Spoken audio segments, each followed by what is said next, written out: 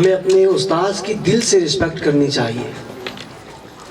اور استاذ کی مثال یاد رکھیے گا اس سیڑھی کی طرح ہوتی ہے جو خود تو اپنی جگہ پر رہتی ہے مگر اپنے اوپر سفر کرنے والوں کو بہت اونچا لے جاتی ہے. ہر استاذ کی خواہش ہوتی ہے کہ اس کا شاگرد اسے میدان میں نظر آئے. ہمیں اپنے استاذ کی رسپیکٹ دل سے کرنا ہوگی. اور یہ یاد رکھیے استاذ کوئی ایسی معمولی ہستی نہیں ہے کہ استاذ کو نظر انداز کر دیا جائے، بلکہ وہ ہستی جو بچوں کے ذہن کی بنجر زمین کو اپنی محنت کے ساتھ فکر و فن کا حل چلا کر، علم و حکمت کا پانی دے کر، ہنر کے پھول اور خوشبو سے معطر کرے، اس ہستی کو استاذ کہا جاتا ہے.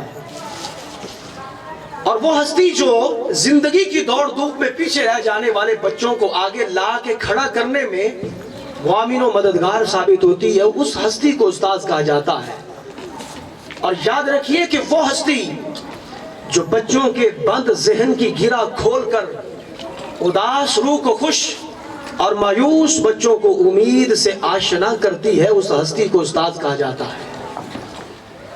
اور اب تاریخ پڑھ کے دیکھ لیجئے، تاریخ میں بہت سی ایسی مثالیں آپ کو ملیں گی کہ جہاں پر ایک استاذ نے والدین سے بڑھ کر قربانیاں دے کر ایک شاگرد کی زندگی سنوارنے میں کوئی کسر نہیں چھوڑی.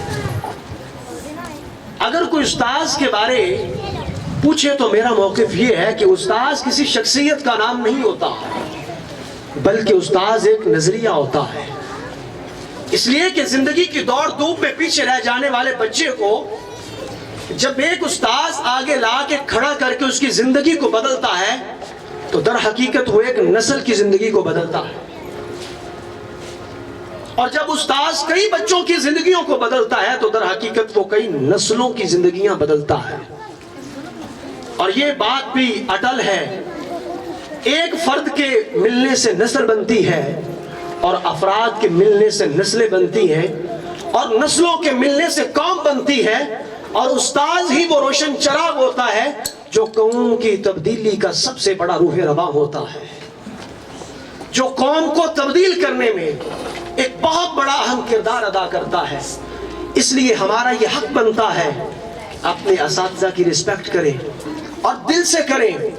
اور جو بھی اپنے اساتذہ کا ادب کرتے ہیں وہ زندگی کی دوڑ دھوپ میں بہت آگے نکل جاتے ہیں، اور جو اپنے اساتذہ کی رسپیکٹ نہیں کرتے وہ زندگی میں بہت پیچھے رہ جاتے ہیں.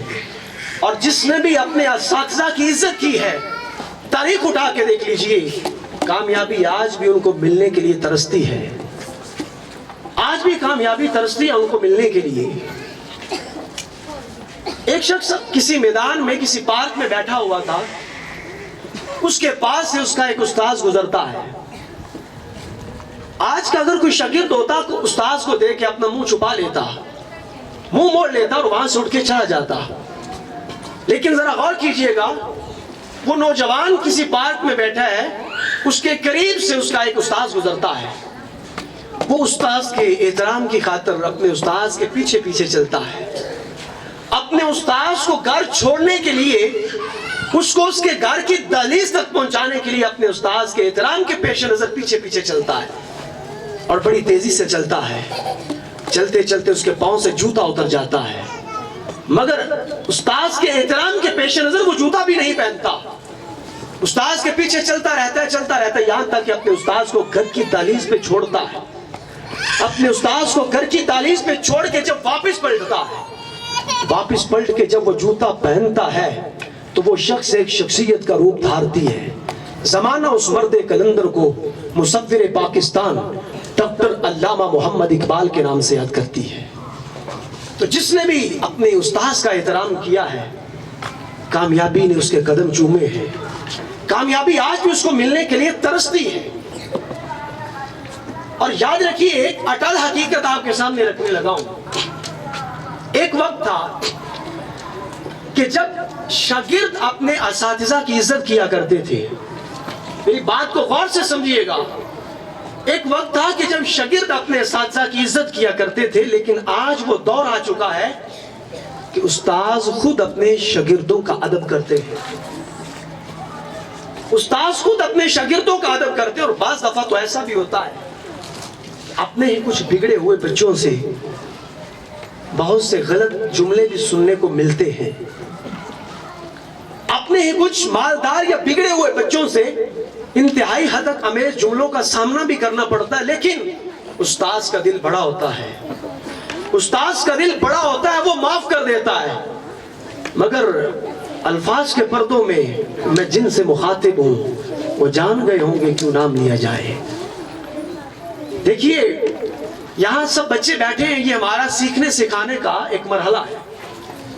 ان بچوں سے بالخصوص میں مخاطب ہوں کہ جو بچے اپنی جہالت کی وجہ سے یا تربیت میں کمی کی وجہ سے اپنے استاذ کے سامنے اونچی بولتے ہیں یا ان کے ساتھ بدتمیزی سے بات کرتے ہیں، ان کو یہ بات ذہن میں رکھنی چاہیے کہ ایک شاگرد تو بدتمیزی سے استاذ کے سامنے بات کر لیتا ہے اور وہ بات کر کے بھول جاتا ہے، لیکن استاذ کو اس کی کہی ہوئی بات برسوں یاد رہتی ہے، اور یہ میرے جملے کا وزن ایک استاذ ہی محسوس کر سکتا ہے۔ اور جہاں تک بچوں کا تعلق ہے، ایک مثال کے ذریعے سمجھانا چاہوں گا۔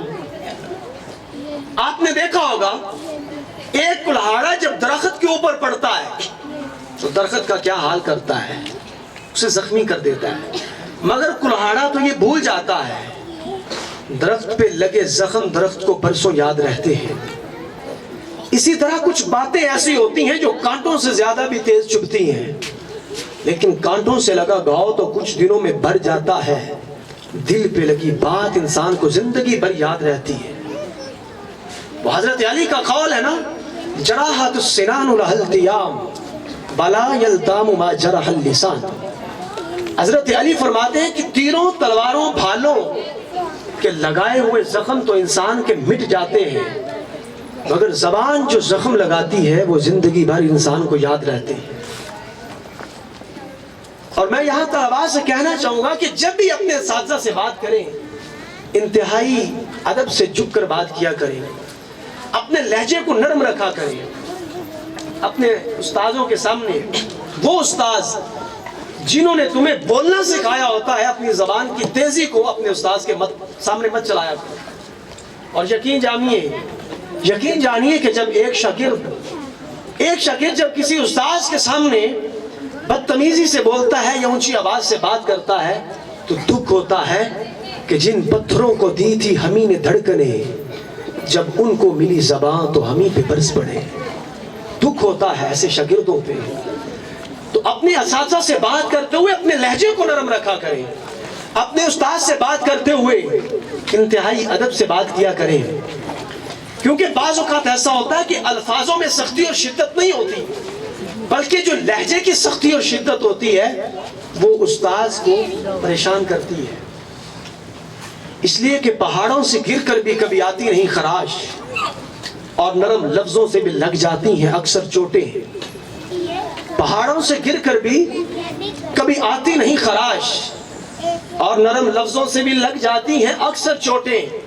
لفظ آتش فشان نہیں ہوتے، لہجے آگ لگا دیتے ہیں، اور لہجے میں اگر رس ہو تو دو بول بہت ہیں، انسان کو رہتی ہے محبت کی زبان یاد۔ تو جب بھی استاذ کے سامنے بات کرو محبت سے کرو، ادب سے کرو، آپ کے لہجے میں نرمی ہونی چاہیے۔ اس طرح سے اپنے استاذ کی ہمیں رسپیکٹ کرنی چاہیے، اور جب کوئی استاذ بات کر رہا ہو تو توجہ سے اس کی بات کو سنا کرو، غور سے اس کی بات کو دیکھا کرو، یہ کیا کر رہا ہے، کیا سمجھانا چاہ رہے ہیں ہمارا استاد۔ کلاس میں ایسا بھی ہوتا ہے، کلاس میں کچھ ایسے بھی بچے ہوتے ہیں، استاذ کھڑا لیکچر دے رہا ہوتا ہے، سمجھا رہا ہوتا ہے، پڑھا رہا ہوتا ہے، کلاس میں کچھ بچے یہ سوچ رہے ہوتے ہیں کہ کلاس کب ختم ہوگی۔ ایک استاذ کلاس میں پڑھا رہا ہوتا ہے، کچھ بچے کلاس میں بیٹھ کے کسی فلمی سین کے بارے سوچ رہے ہوتے ہیں۔ ایک استاذ کلاس میں کھڑے ہو کے پڑھا رہا ہوتا ہے، کچھ بچے کسی گانے یا کسی گیم کے بارے سوچ رہے ہوتے ہیں۔ لیکن اسی کلاس کے اندر کچھ ایسے بچے بھی ہوتے ہیں جو یہ سوچ رہے ہوتے ہیں کہ ہم نے زندگی میں کچھ نیا کرنا ہے، ہم نے زندگی کو اچھے طریقے سے جینا ہے، ہم نے زندگی میں دوسروں کو ساتھ لے کے چلنا ہے، ہم نے بہت سے لوگوں کو اپنے ساتھ ملا کے اکٹھا کر کے لوگوں کی تقدیر کو بدلنا ہے، اور یہی سوچ لے کے جب وہ بچے جوان ہوتے ہیں تو کوئی قائد اعظم محمد علی جناح بن جاتا ہے تو کوئی ڈاکٹر علامہ محمد اقبال بن جاتا ہے. اور پھر دنیا دیکھتی ہے کہ قائد اعظم محمد علی جناح اور ڈاکٹر علامہ اقبال نے کس طرح سے لوگوں کی تقدیر کو بدلا تھا. اور آخری بات کر رہا ہوں، اگر آپ بھی چاہتے ہیں اپنے آپ کو کامیاب کرنا چاہتے ہیں تو ابھی سے اپنے سامنے ایک مقصد رکھیے. تمہارا پلان ہونا چاہیے، تمہارے سامنے ایک ٹارگٹ ہو کہ ہم نے اپنی زندگی کو کیسے جینا ہے. ہم نے اپنی زندگی میں دوسروں کو ساتھ لے کے چلنا ہے، ہم نے اپنی زندگی میں دوسروں کی مدد کرنی ہے، اور ہم نے لاکھوں لوگوں کو اپنے ساتھ لے کے ان کی تقدیر کو بدلنا ہے. اور اگر یہی سوچ، یہی فکر تمہاری رہی اور یہی مقصد تمہارا رہا، یہی جنون اور جذبہ تمہاری رگوں میں گردش کرتا رہا، تو خدا کی قسم ایک وقت آئے گا حقیقی معنوں میں آپ اپنی قوم کی تقدیر کو بدل سکو گے. اور اقبال نے تو اسی طرف اشارہ کیا تھا، اور آپ لوگوں کو ہی مخاطب کر کے اقبال نے کہا تھا، افراد کے ہاتھوں میں ہے اقوام کی تقدیر، ہر فرد ہے ملت کے مقدر کا ستارہ. تقدیر امم کیا ہے کوئی کہہ نہیں سکتا، مومن کی فراست ہو تو کافی ہے اشارہ. اور اقبال نے یہ بھی کہا کہ تو شاہین ہے پرواز ہے کام تیرا، تو شاہین ہے پرواز ہے کام تیرا، تیرے سامنے آسماں اور بھی. اقبال نے تمہیں شاہین کہا ہے. شاہین کا کام پرواز کرنا ہوتا ہے، شاگرد کا کام محنت کرنا ہوتا ہے. آپ کا کام محنت کرنا ہے. آپ نے ایک جگہ پہ رک کر صرف پرواز نہیں کرنی، آپ نے اور جگہ پہ بھی جانا ہے. جب ایک چیز کو حاصل کر لیا تمہارا مطمع نظر صرف وہ نہیں ہونا چاہیے بلکہ اس چیز کو چھوڑ کے آگے کی طرف نکلو. یہی تو اقبال کہتا ہے کہ منزل سے بڑھ کے آگے منزل تلاش کر، مل جائے تجھ کو دریا تو سمندر تلاش کر. ہر شیشہ ٹوٹ جاتا ہے پتھر کی چوٹ سے، پتھر ہی ٹوٹ جائے وہ شیشہ تلاش کر. اور سجدوں سے تیرے کیا ہوا، صدیاں گزر گئیں، دنیا تیری بدل دے وہ سجدہ تلاش کر. اور ایمان تیرا لٹ گیا رہزن کے ہاتھوں میں، ایمان تیرا لٹ گیا رہزن کے ہاتھوں میں، ایمان تیرا بچا لے وہ رہبر تلاش کر. آج ہمیں ایسے رہبر کی ضرورت ہے، آج ہمیں ایسے استاذ کی ضرورت ہے کہ جو ہمارے مقدر کو بدلے، جو ہمارے کردار کو بدلے، جو ہمارے اخلاق کو بہتر کرے، جو ہماری تربیت کرے. ہمیں آج ایسے استاذ کی طلب میں نکلنا ہوگا کہ جس کے کردار سے صداقت کی مہک آتی ہو، اور ایسا استاذ کہ جس کے کردار سے آتی ہو صداقت کی مہک. اس کی تدریس سے تو پتھر بھی پگھل جاتے ہیں، اس کی تدریس سے تو پتھر بھی پگھل جاتے ہیں. اس لیے ہمیں ایسے استاذ کو دیکھنا ہوگا، ایسے استاذ کو دیکھنا ہوگا کہ جس کا کردار صاف ہو، جس کے کردار سے صداقت کی مہک آتی ہو.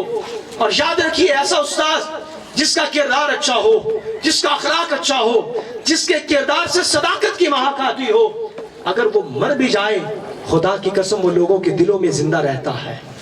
وہ مر بھی جائے تو وہ مرتا نہیں، حقیقت میں وہ زندہ ہو جاتا ہے.